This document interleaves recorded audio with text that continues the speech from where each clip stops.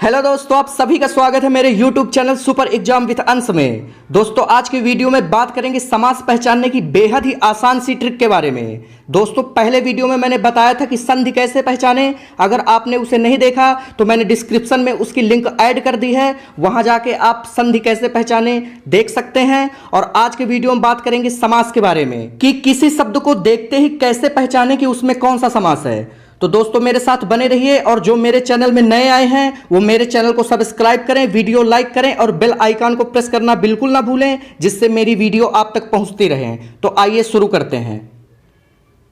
पहला, कर्मधारय समास। दोस्तों, पहले आप ये समझ लीजिए कि समास में दो पद होते हैं। हर समास में दो पद होते हैं और दोनों पदों का समास विग्रह किया जाता है, यानी अलग किया जाता है। यह बात अपने ध्यान में रखिएगा। आगे बढ़ते हैं। कर्मधारय समास, इसको कैसे पहचानेंगे? इसमें दूसरे पद की विशेषता बताई जाती है।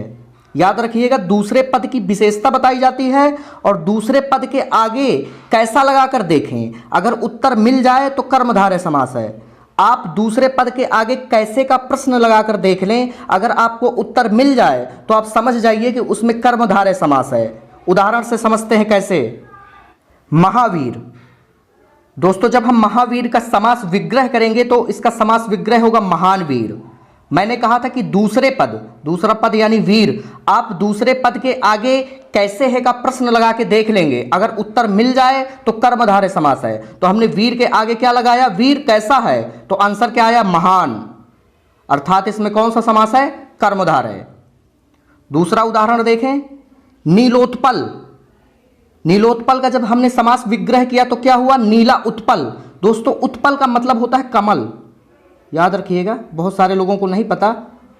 उत्पल का मतलब होता है कमल, नीलोत्पल का मतलब हुआ नीला कमल। तो ध्यान से देखिए, नीलोत्पल का जब हमने समास विग्रह किया तो हुआ नीला उत्पल। उत्पल के आगे हमने प्रश्न लगाया कैसा है, तो आंसर क्या आया? नीला। उत्पल कैसा है? नीला। तो हमने इससे क्या समझा कि इसमें कर्मधारय समास है। अगला उदाहरण देखते हैं, महात्मा। महात्मा का जब हमने समास विग्रह किया तो क्या हुआ? महान आत्मा। आत्मा के आगे हमने कैसी है का प्रश्न लगा दिया। आत्मा कैसी है, तो आंसर आया महान। अर्थात इसमें कौन सा समास है? कर्मधारय।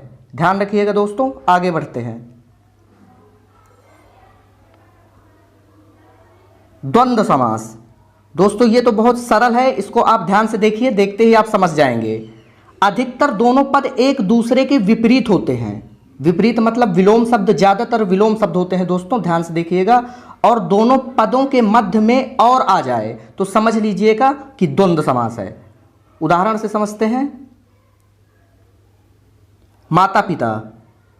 दोनों पद एक दूसरे के विपरीत यानी विलोम है और दोनों पदों के मध्य क्या आ जाता है? माता और पिता। जैसे ही हम समास विग्रह करते हैं तो दोनों पदों के मध्य आ जाता है माता और पिता।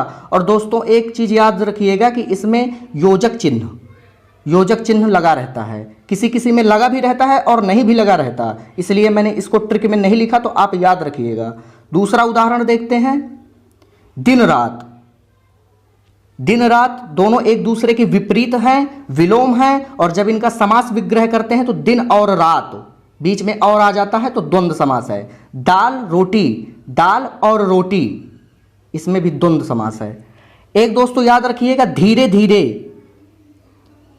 अगर आ जाए धीरे, अब बीच में योजक चिन्ह लगा हो और फिर लिखा हो धीरे, तो इसमें दोस्तों ध्यान दीजिएगा, इसमें द्वंद्व समास नहीं होगा। एक ही शब्द आया है तो इसमें द्वंद्व समास ना हो करके इसमें अव्ययी भाव समास हो जाता है। तो ये जरूर याद रखिएगा, अपवाद है।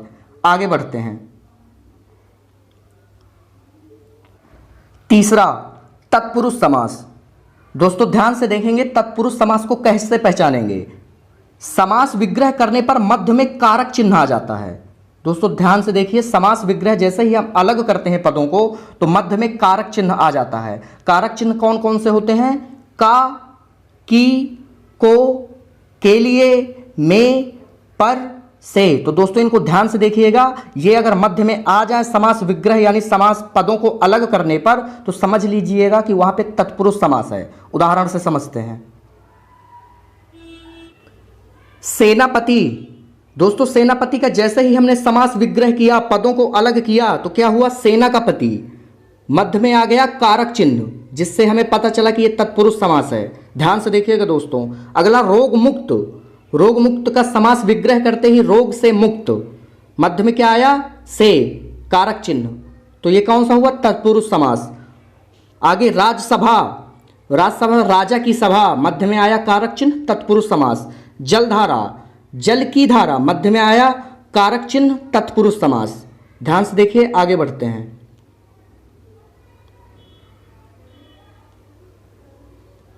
अव्ययी भाव समास, दोस्तों इसको कैसे पहचानेंगे। इसमें पहला पद जो होता है वो उपसर्ग होता है, छोटा होता है, उपसर्ग होता है। समस्त पद अव्यय का कार्य करता है। अव्यय का मतलब होता है व्यय आ, अव्यय यानी जिसका हम व्यय ना कर सकें। इसका उदाहरण से हम समझते हैं दोस्तों। प्रतिवर्ष, आगे उपसर्ग लगा हुआ है प्रति, हमने पहचान लिया कि इसमें कौन सा समास है अव्ययी भाव समास। आजन्म, आगे क्या लगा हुआ है उपसर्ग आ। निसंदेह में कौन सा उपसर्ग लगा हुआ है नी, नहीं, ठीक है। आगे देखिए, इसमें यथा आगे अगर आ जाए किसी शब्द में तो समझ लीजिएगा कि उसमें अव्ययी भाव समास अधिकतर होता है। जैसे यथाशक्ति, यथा संभव, यथा साध्य, यथा शीघ्र। आगे बढ़ते हैं दोस्तों। एक बात और याद रखिए, रातों रात अगर आ जाए, दिनों दिन, धीरे धीरे, तो वहां पे अव्ययी भाव समास होता है। रातों रात, दिनों दिन, धीरे धीरे, तेजो तेज, अगर ये शब्द आ जाते हैं तो वहां पे अव्ययी भाव समास होता है। इनको ध्यान से जरूर देखिएगा। आगे बढ़ते हैं।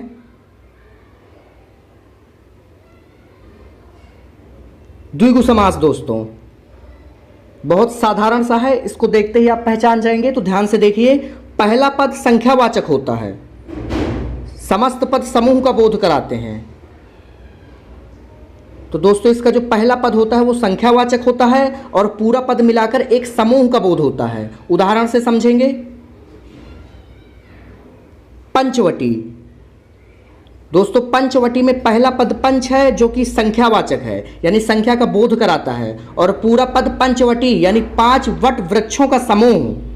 हमने पहचान लिया कि इसमें कौन सा समास है द्विगु समास। आगे देखेंगे नवरत्न, नवरत्न में जो पहला पद नव है वो संख्यावाचक है और पूरा पद नवरत्नों का समूह यानी समूह का बोध कराता है समास विग्रह करने पर। नवग्रह, नवग्रह में पहला पद नव संख्यावाचक है और पूरा समास विग्रह जब कर देंगे तो 9 ग्रहों का समूह। तो ध्यान रखिएगा कि इसमें समूह का बोध होता है और पहला पद संख्यावाचक होता है, जैसे चौराहा, चवन्नी, नवरत्न। आगे बढ़ते हैं। बहुब्रीहि समास, दोस्तों बहुब्रीहि समास कैसे पहचानेंगे। इसमें अन्य पद प्रधान होता है। इनके शब्द के जो पद होते हैं, दोनों पद होते हैं, उनको त्याग करके एक अन्य पद प्रधान हो जाता है, वहां पे बहुब्रीहि समास होता है। और इसमें देवताओं और राक्षसों के नाम ज्यादा आते हैं। उदाहरण से समझेंगे। गजानन पूरा पद है, लेकिन गजानन जैसे ही हम नाम लेते हैं तो हमारे दिमाग में एक अन्य नाम आ जाता है गणेश जी, यानी गजानन किनको कहते हैं गणेश जी को। चंद्रमौली, जिनके सिर पर यानी जिनके मस्तक में क्या है चंद्रमा है, अर्थात भगवान शिव। चंद्रमौली का नाम लेते ही तीसरा पद एक दिमाग में आ जाता है भगवान शिव। आगे देखते हैं नीलकंठ, नीला है कंठ जिसका। दोस्तों इस नीलकंठ में याद रखिएगा कर्मधारय समास भी कभी कभी हो जाता है। जब बहुब्रीहि समास न दिए हो तो नीलकंठ में कर्मधारय समास होगा। कंठ कैसा है नीला, ट्रिक बताई थी ना मैंने, कंठ कैसा है नीला, और नीलकंठ यानी भगवान शिव को भी नीलकंठ कहते हैं। आगे देखते हैं दशानन, एक तीसरा पद उभर के आता है, तीसरा नाम उभर के आता है कौन, रावण का। आगे देखते हैं चक्रधर, चक्र को धारण करने वाले भगवान विष्णु। तो दोस्तों आज का वीडियो यहीं पे खत्म हुआ। अगर आपको अच्छा लगा हो तो मेरे वीडियो को लाइक करिए, मेरे चैनल को सब्सक्राइब करिए और बेल आइकन को दबाना बिल्कुल मत भूलिए, जिससे मेरे वीडियो आपको मिलते रहें। धन्यवाद।